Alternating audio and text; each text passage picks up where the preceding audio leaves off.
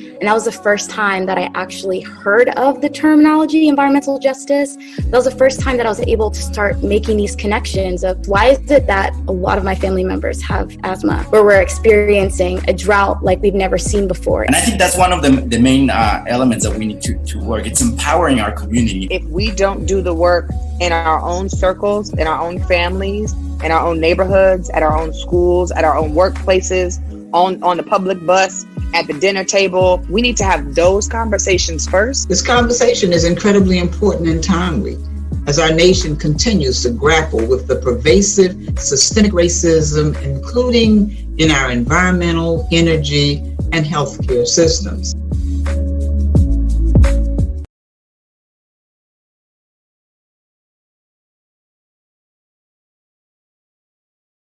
No time was spent considering the environment. Hell no, this just wasn't civilized.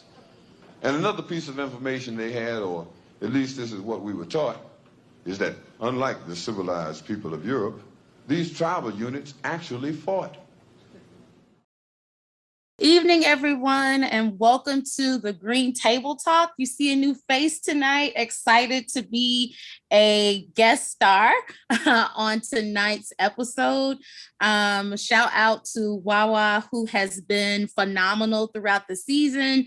I'm Latricia Adams, founder, CEO, and president of Black Millennials for Flint, and I am so excited to speak with and get some gems from these two dynamic gentlemen that we have on for tonight, talking about the revolution will be digitized. See what I did there? Talking about green jobs, specifically as it relates to Black and Brown communities. And I'm going to turn it over to my co-host, Felipe Benitez. Thank you, Latricia. I'm really excited. And I can say that I have three of my favorite people. Two of them, I knew them from a long time ago, and Jason is my new favorite person.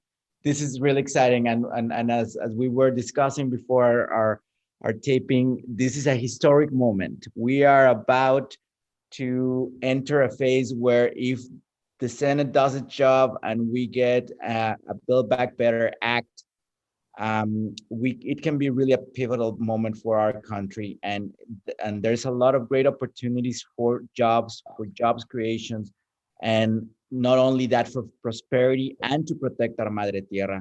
And as Latricia mentioned, our Mother Earth, Madre Tierra, we have two amazing guests today, and it's Jason Carney and Carlos Alberto Velazquez. But rather than me trying to read out of a bio, we will let them introduce themselves. So Jason, why don't you get started? And I know you were very thankful for your time, and I know you're in transit, but we're really thankful. Please be careful while driving. Will do. Yeah, no problem. So just, I guess, brief introduction. I'm Jason Carney, owner and founder of Energy Electives, LLC. We do solar and energy efficiency, but also some consulting and even advocacy work around renewable energy and green jobs and the such. Also the president of the Tennessee Solar Energy Association, which is the state chapter of the American Solar Energy Society. And just native Nashvilleian, Tennessee State undergrad mechanical engineering, and then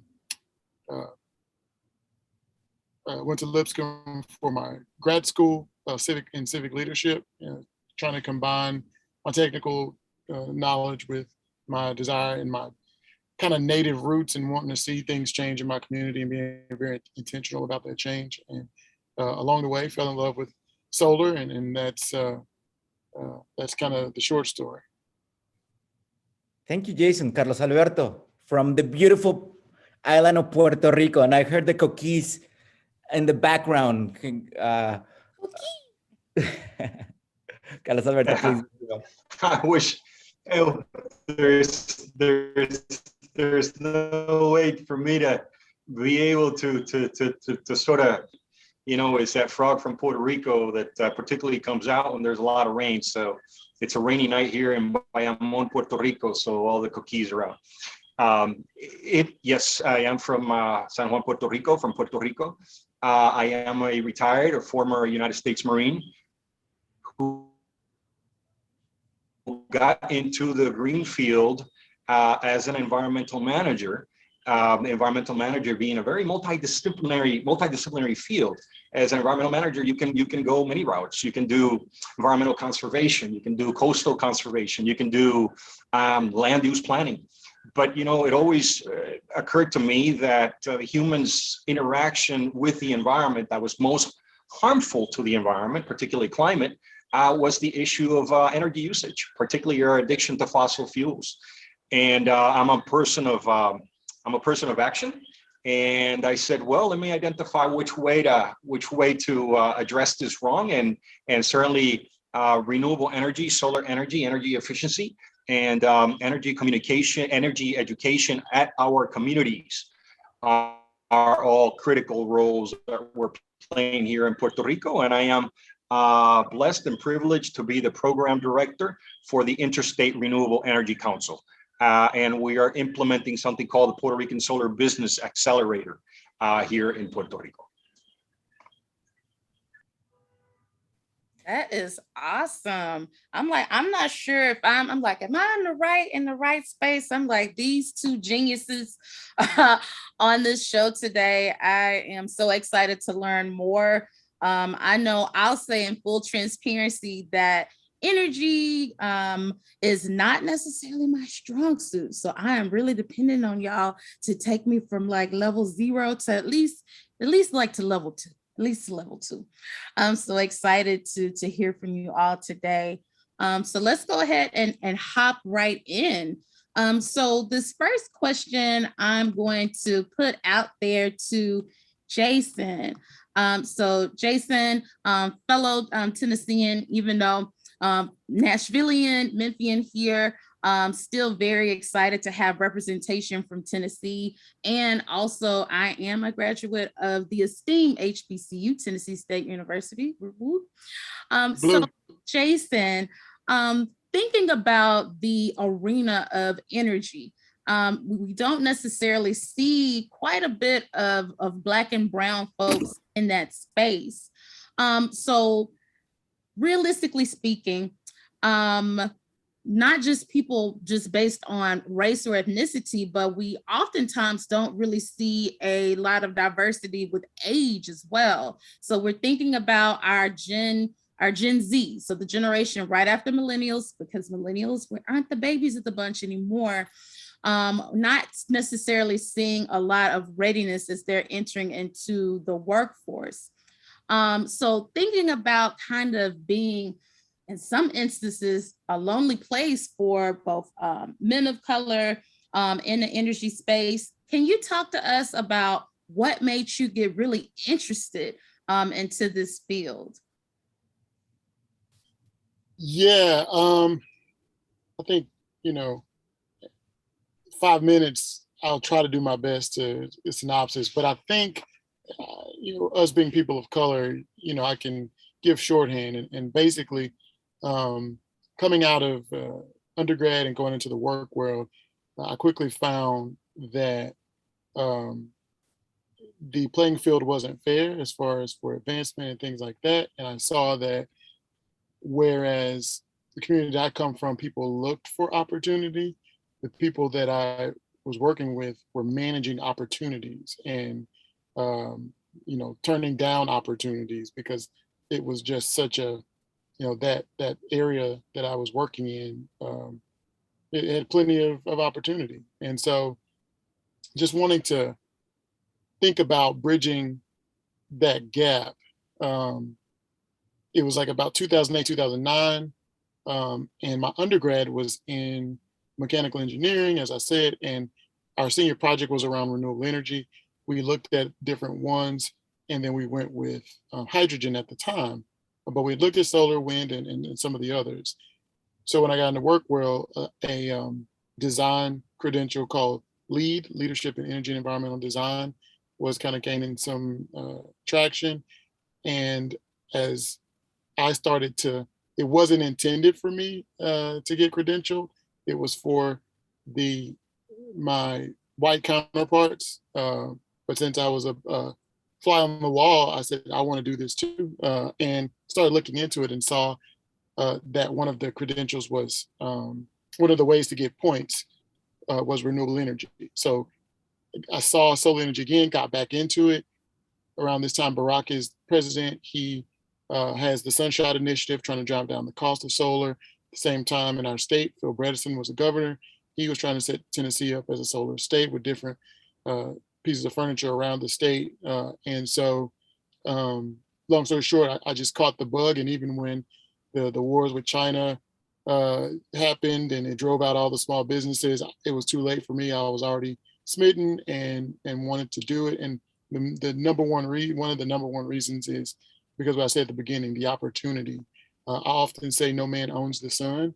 So it's a way for all of us to participate. And the entry level, the barrier, the cost of entry is not as steep as with oil and gas. So I just felt like it was a great way for me to bridge my technical skills with, and there's a lot more to it, but a way to bridge my technical skills with my heart for the community to try to bring jobs and opportunities to the community. Wow. Gotta say, but I love it. I know you loved that quote around "no one man owns the sun." I saw it all in your face. I gotta borrow that from you, Jason. I wanna go with Carlos Alberto, and Carlos Alberto. We've been we discussed at the beginning of this conversation, of this broadcast, about the Build Back Better framework. This is obviously the Biden-Harris administration most important proposal right now, legislative proposal that's happening. We're still in the Senate, and there, among other things, it really brings a lot of incentives, tax credits, ability for production for solar, wind, offshore, a lot of incentives for industry, for investment to happen in clean energy. But and we've heard a lot, and this is a great opportunity, great business opportunity, and again, a way to create prosperity while protecting our Mother Earth, our Madre Tierra. But really, what does that mean to a young person, somebody in their mid-career or late career that wants to make a change from our communities, from Black and Brown communities? What does that really mean? What is that opportunity will entail if the Senate does its job and passes this proposal? Yeah, Felipe, that's actually what the center theme or topic that we should be talking about, right? When it comes to energy, renewable energy, energy efficiency, is the potential, the possibility of creating a lot of really good paying jobs for our brown and Black communities and folks. But before I answer your question, I think I also want to be respectful and recognize the fact that we have two folks here from Tennessee, I heard, yes? And the tornado there was a tornado that just destroyed Tennessee, Mississippi, Kentucky, et cetera, et cetera. And when I hear about the demographics of the communities that were destroyed, well, perhaps they're a little lighter skinned than we are, but they have some of the same issues. I mean, one of the communities that was destroyed was 75% destroyed, and 90% of the people don't make but $25,000 a year. Those are the demographics from that community. So solar is for all of us. Yeah, I mean, it's really a unifier. And Jason said something so important. The sun does not belong to anyone, and it belongs to all of us. Yeah. But then the interesting flip side of that is, in the sense that we make solar energy and energy efficiency accessible to all, you know what we've created? A more democratic society, because energy democracy is about economic empowerment. Puerto Rico just lived through the process of Hurricane Maria and Hurricane Irma. And for those that don't know, the community that got power the soonest after the hurricane was 1 month. 1 month after the hurricane, there were communities in Puerto Rico without electricity for 11 months. Think about that for a minute. Think about the fact that if you're paying 25 cents to 30 cents per kilowatt hour, which is higher than anywhere else in the United States, the system still tells you that you're not going to get power for the next 6 months. I mean, I don't even have words to be able to express the level of frustration that people in Puerto Rico and the communities of brown and Black people felt after a situation like that. So to us, energy and renewable energy is about survival. It's about economic empowerment. It's about opportunity. It's about quality of life for our communities. And it's about jobs. Felipe, Latricia, here are the numbers, and I'll share with you some of the numbers. In Puerto Rico, the folks who are actually employed by solar, by the solar industry is about 1,900 to 2,000 people, the last census that we had. In order for us to meet the RPS, the Renewable Portfolio Standards objectives of the year 2050, we have to grow that workforce up to 15,000. So we have to create 13,000 really good paying jobs for our brown communities over the next few years. That's for Puerto Rico. Let me translate that into the United States. They actually did this calculation for the whole United States as well. The current employment is 260,000, and they have to grow to about 900,000. That's 700,000 jobs that must be created. Those are the real numbers. That's what we're talking about. I don't even know if I need the camera on me because I'm just so taken aback by those numbers. My goodness, that's almost 1 million. Well, that means that we really needed to have this conversation. Like, my mind is blown. Like, and I didn't mention this, and our viewers may not know that I'm an educator by trade, so K through 12. And I've been kind of screaming from the mountaintops, like, who's going to get these jobs? Who are we training to get these jobs? Because I can tell you firsthand that the curriculum that we are implementing in many of our schools across the country will not equip, especially our Black and brown babies, to enter the workforce where they can assume these jobs. Thank you for that, Carlos. I'm like, let me pivot a little bit. That was heavy, but a really good segue for this next question that actually is for Jason. So thinking about the huge deficit that we have in the green workforce. So talking about energy burden. So energy burden is a major issue, not just for Black and brown folk, but for poor people. Okay, hello, somebody. And their astronomical energy bills. So I know in Memphis, Tennessee, the light bills are ridiculously high.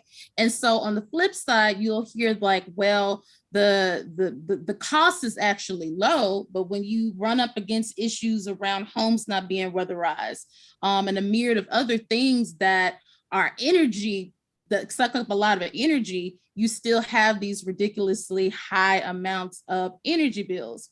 So when you think about solar and all of these really cool things that you've been teaching us about today, how can expanding and diversifying the clean energy sector and investment in more energy technologies transform everyday life for Black and brown folk? Yeah, so I feel compelled to also take a step back, and one, thank you guys for having me on, and two, to also acknowledge the devastation that we just went through, and how important it kind of always kind of speaks to the need for resilience in our communities. And there's a lot of what do you call it? Inside baseball in the state of Tennessee, as far as energy is concerned. But the bottom line is Memphis, according to one of the more recent, if not the last one, the one before it, from ACEEE, had the highest energy burden in the nation. And so we don't, and what we have to be clear about in the inside baseball in this state, when they talk about rates, we don't pay rates, we pay bills. And on top of those rates are a lot of fees that turn those rates into high bills. So yeah, the rates may be low, but we're talking about the overall bill. Yeah, if you could pull away those fees from those rates and I just pay that rate, then yeah, that might be a big help.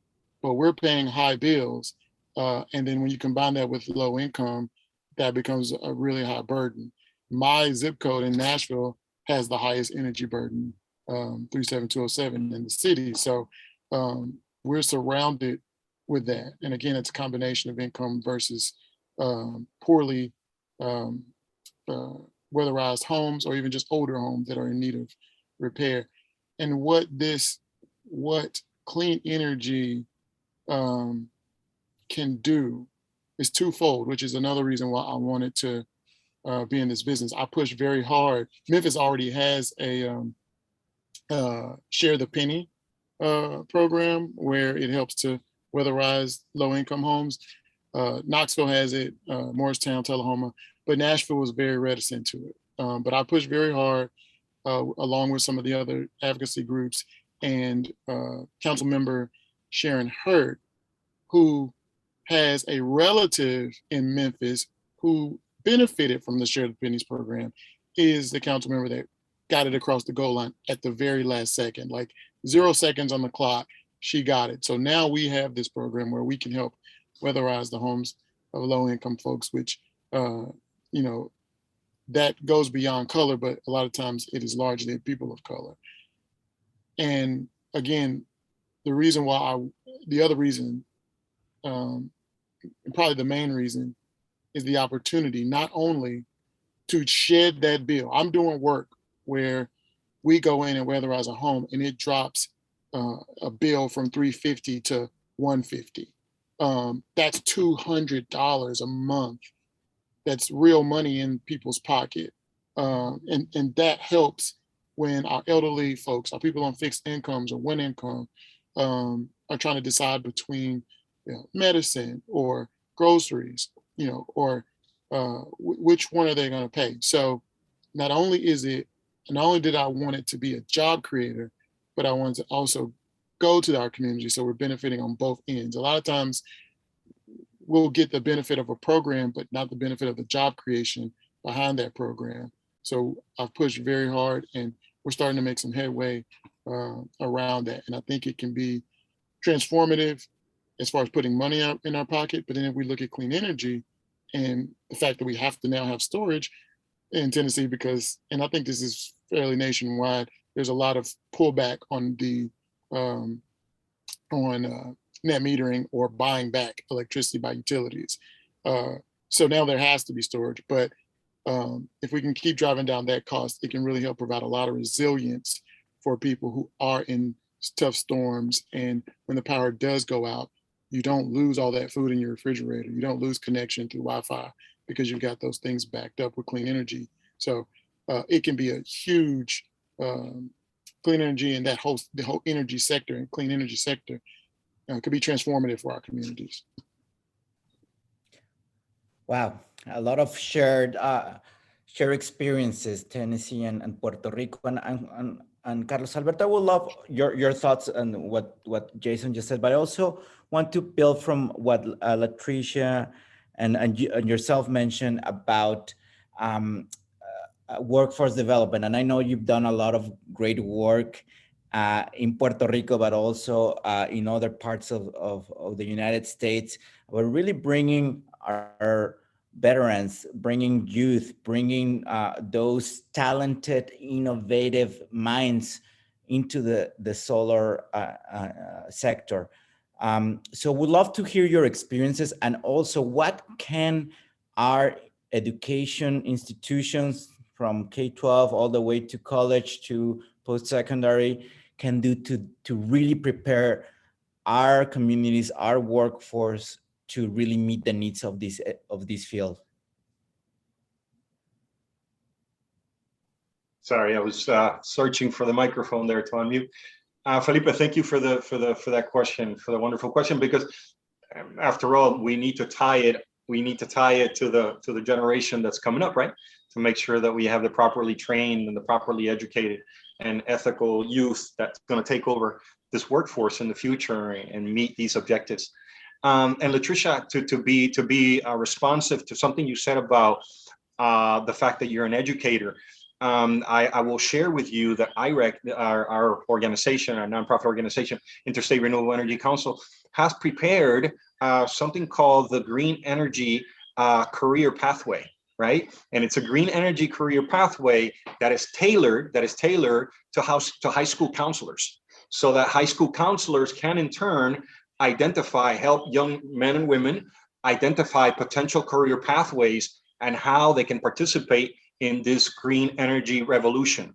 And we're talking about, it's not just solar installers.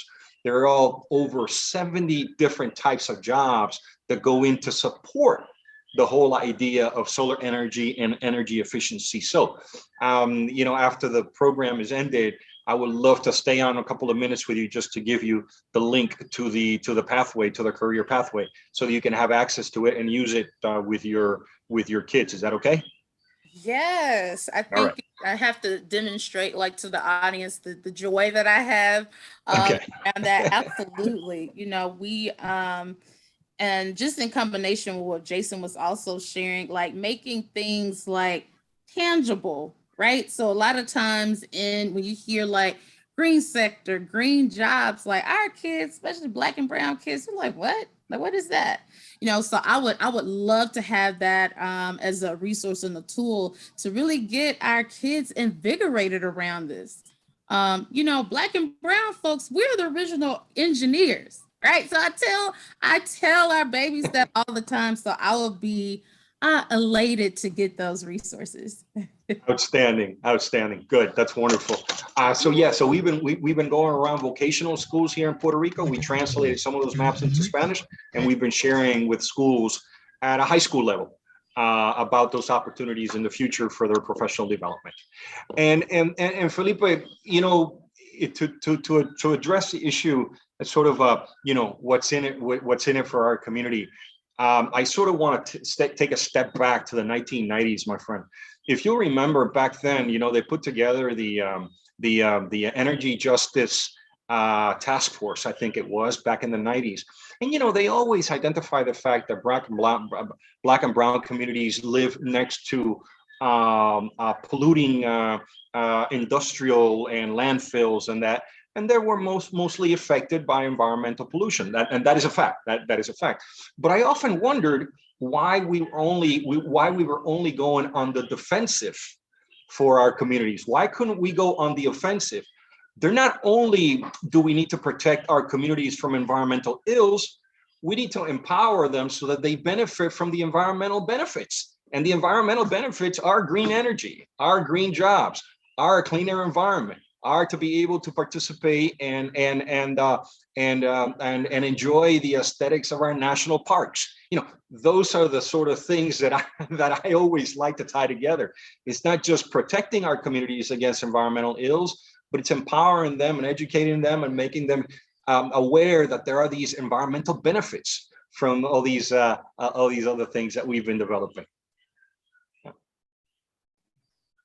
I was in mute too, and I must say, and I'm gonna, como how we say in Spanish, te voy a ventanear, Carlos Alberto. I know Carlos Alberto. Not only does a lot of great work in Puerto Rico on the solar, he's also an avid conservationist. He's a certified forest therapy guide, and whenever there's some need to stand up and defend, protect, love our public lands in Puerto Rico or our natural wonders, he's the first one to, hey guys, let's rally together. Let's bring our voices together. So it's, it's a true honor to be your friend, to be your colleague. And I admire a lot of that work. And he's always there, and he's always putting these very thoughtful reflections about this balance. So I just wanted, I just wanted to say that because it is true,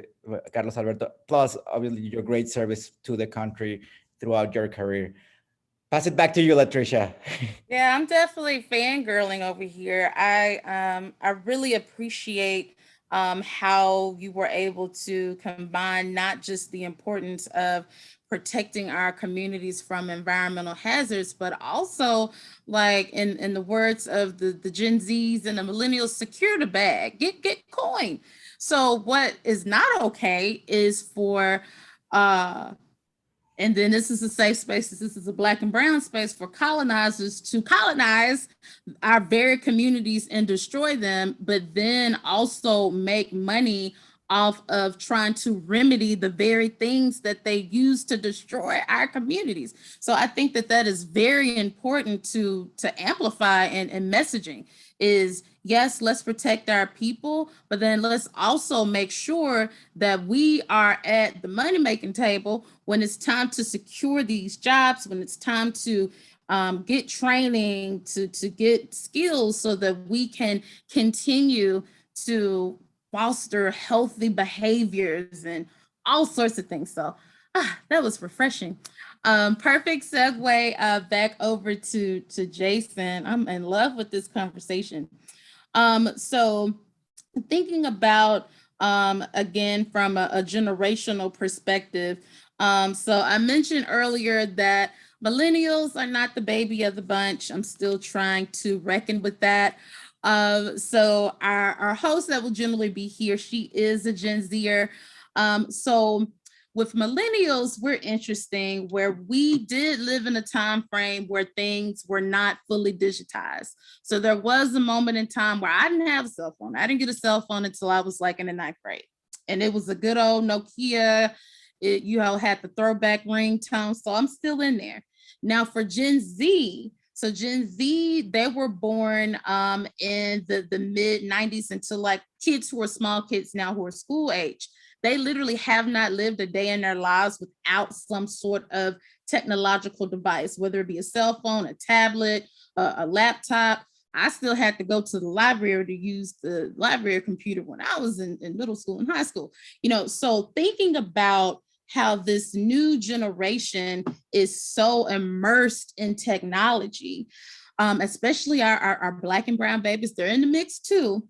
How can we use this technological savvy to get them prepared for getting into green industry? I'll be honest, Patricia, that's kind of the that's a great question, and I think that I think it's the DOE or some branch of that nature is putting out a lot of RFQs or RFIs around research and getting really tech savvy. I am in the green collar probably section of that. I'm out actually, you know, turning the wrench and putting the insulation in. But I'm also designing and you know, doing a lot of talking to university students and high school students. So to me, that's where I'm trying to recruit in that, and I guess in this generation,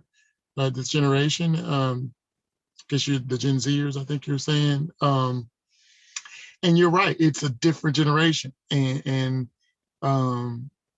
it's gonna be whoever can kind of find that groove with the Gen Zers and make that connection, because we need a lot of elbow grease right now. We need, as Carlos Alberto said, 700,000 workers. And that's a lot we need real people and boots on the ground to even just get to level, you know. And what I have found with some Gen Zers is like they're into IoT. So that may be that's the Internet of Things and how to connect different devices and things like that. So I think that's one of the avenues to really bring the Gen Zers in, because you're right. You know, I have, as I said, I'm actually sitting at the front of the school where my 11-year-old, who will be 12 tomorrow, son is giving his kind of getting his first performance, and I'm constantly looking at them. He's a twin with my daughter. And I'm constantly saying, you guys think you can just push a button for everything. Like everything is a button, everything is an app.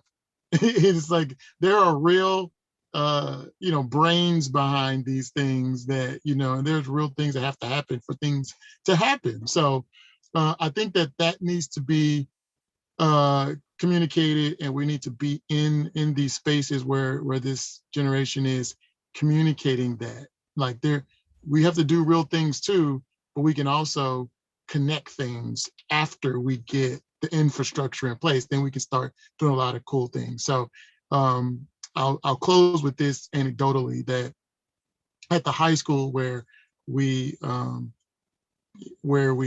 demonstrated a solar project here in Nashville, the whole point of the project was to have the high school students do all of the design, all of the build work, everything they could do that not needing a license. And so it was a challenge.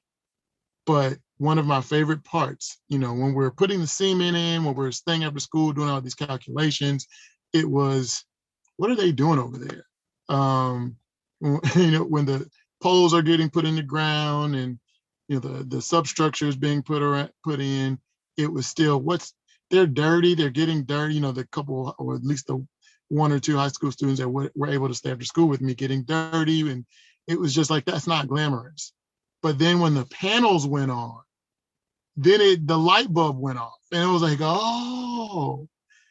And I had one student who was a senior who said, I wish I had more years here to do more of this.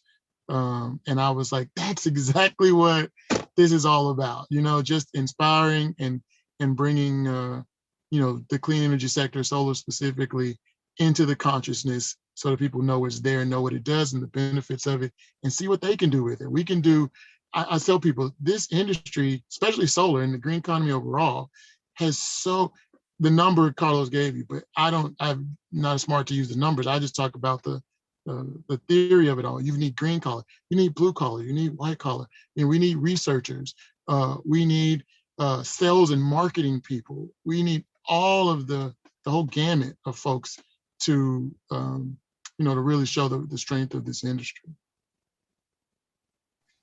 Yeah, what a wonderful testimony about our youth.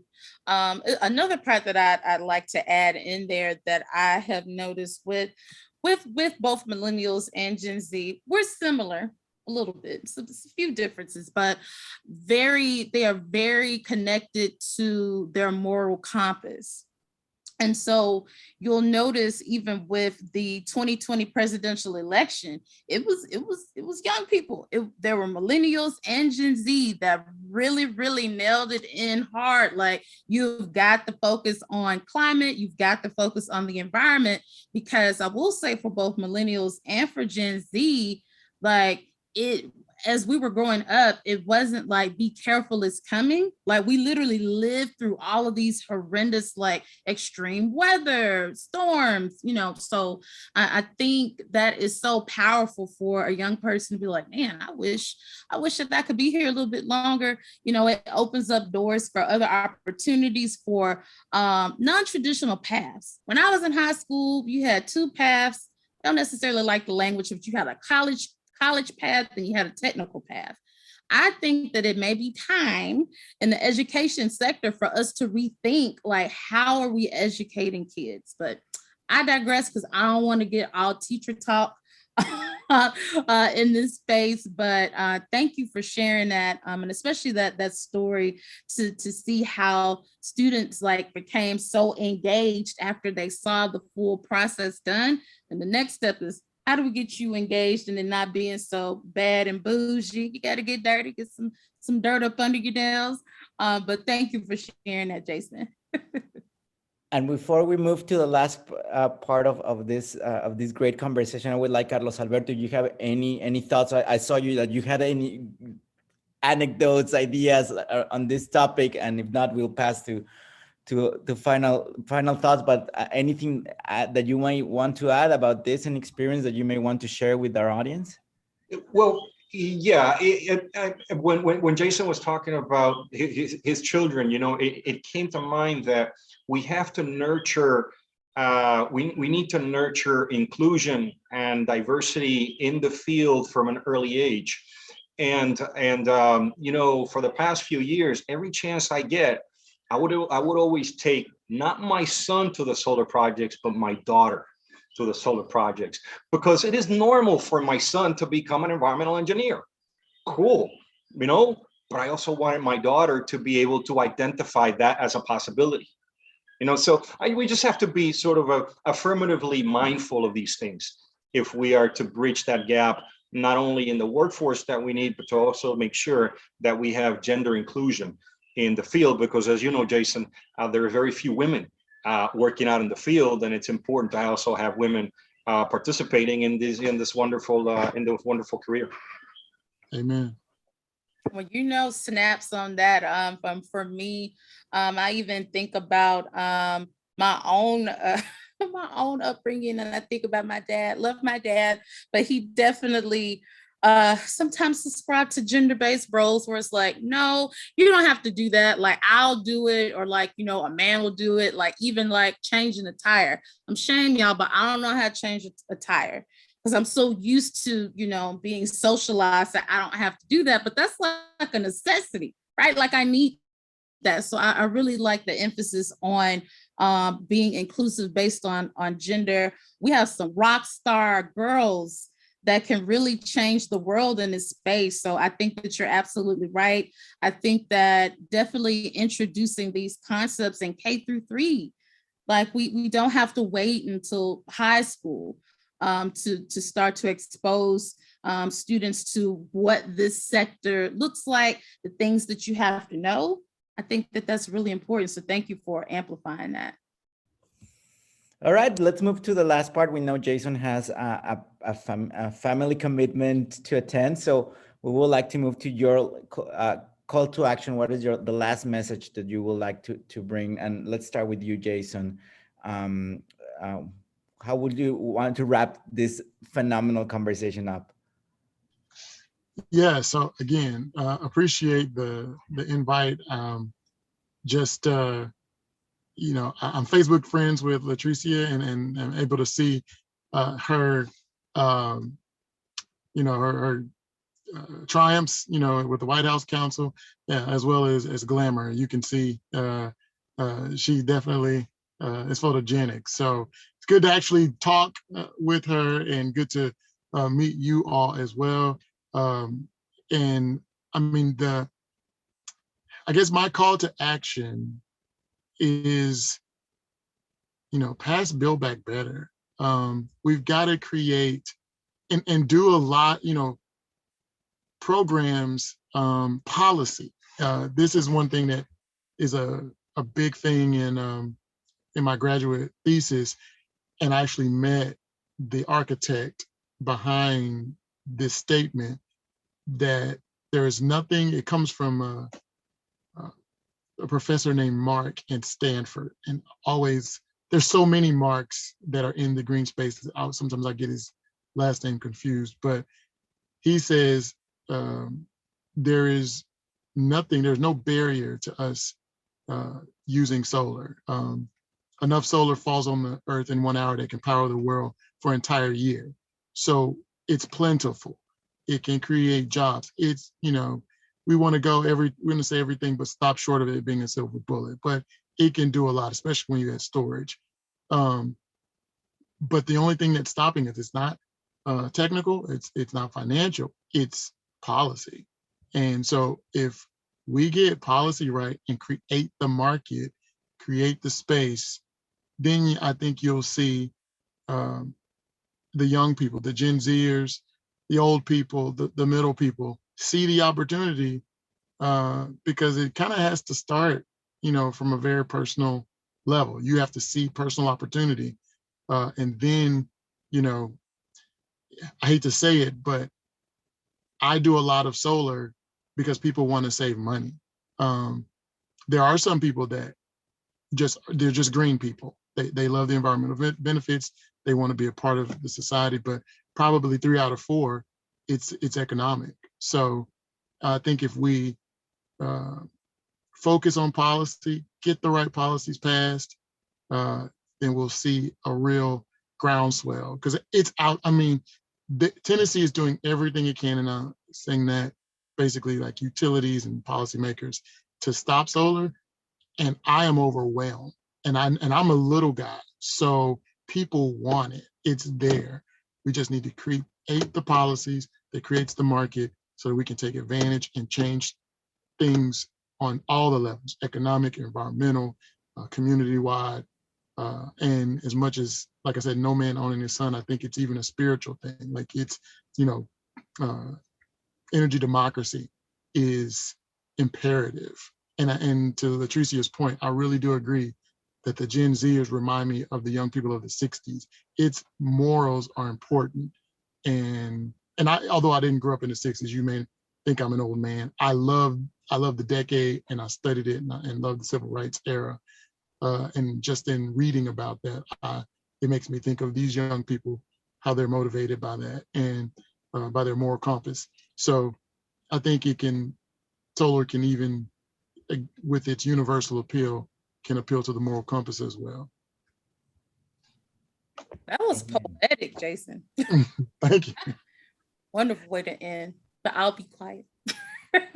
Carlos Alberto, your final message and call to action. You really want me to talk after Jason just spoke what he said? I mean, come on. That's not fair. Listen, my call to action is to make sure that this happens again, because I love to continue to share ideas and thoughts with wonderful folks like Latricia and Jason and Felipe. But also another call to action. I guess we should be looking at this in a strategic manner. Insofar as, if we're going to get that groundswell of solar that Jason is talking about, we need to identify those technological opportunities that are still out there that have not been fully developed for the United States and for Puerto Rico. For example, as he knows, there's thousands of individual homes already with solar. Well, when are we going to get around the issue of connecting all those homes in a virtual power plant? You know who can do that? The Gen Zs. They have really good communication programming skills, and it's all about programming and communications. It's not even about electricity, right? It's about data, right? So that's the generation that's going to be able to do it for us. And so at the technology level, we have a lot of opportunities that are open for us to develop some more. And at the policy level. Why? We can't let just the market take over. Here's what I mean. Yes, free market, we understand, okay, good. But here's the problem.